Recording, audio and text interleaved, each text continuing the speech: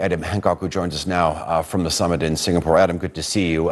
Clearly, the dialogue has been overshadowed by China's refusal to let its defense minister meet with, at least in a formal capacity, with Lloyd Austin. What else did the U.S. defense minister have to say in that speech?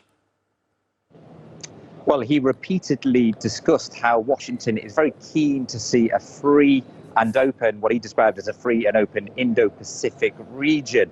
And he said that countries in this part of the world should be free and not be bullied or intimidated by others. And that really was a thinly veiled jab at China.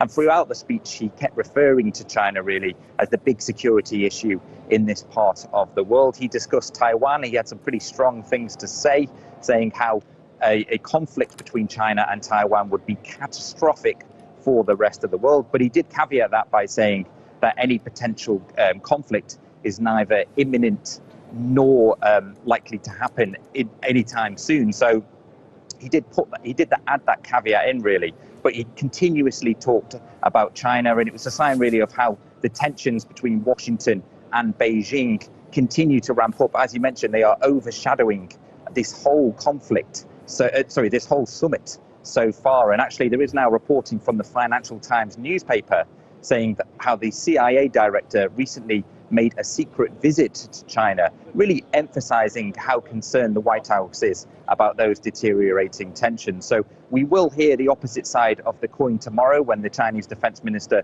Li Shangri, he will make his own keynote speech here at the Shangri-La Dialogue, likely going to counter a lot of points that the United States have made. But Lloyd Austin was very, very keen to stress the commitment that Washington has to this part of the world. He talked about the Quad Alliance, also the AUKUS alliance that they have with Australia and the UK.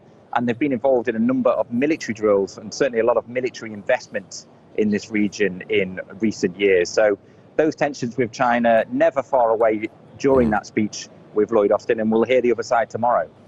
Adam, obviously the other elephant in the room is the war in Ukraine. What can we expect on that?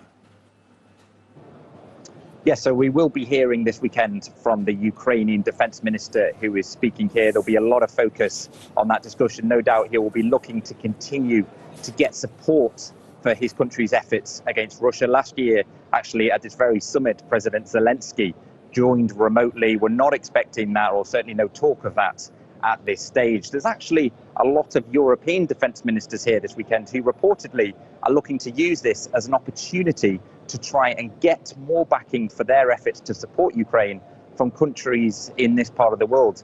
Apparently, some European nations are not too happy with the amount of support that is being shown for their efforts from countries in this region. So potentially on the sidelines at some of the bilateral meetings that are going on, they will be looking to try and curry favour from countries in this part of the world. I must add that there are no delegates here from Russia and also none from North Korea, and that's another subject that's likely going to be high on the agenda throughout this summit. We of course saw that satellite launch the failed satellite launch by the North Koreans earlier last week. A lot of anxiety still about their weapons program, so that is likely to be hot on the agenda.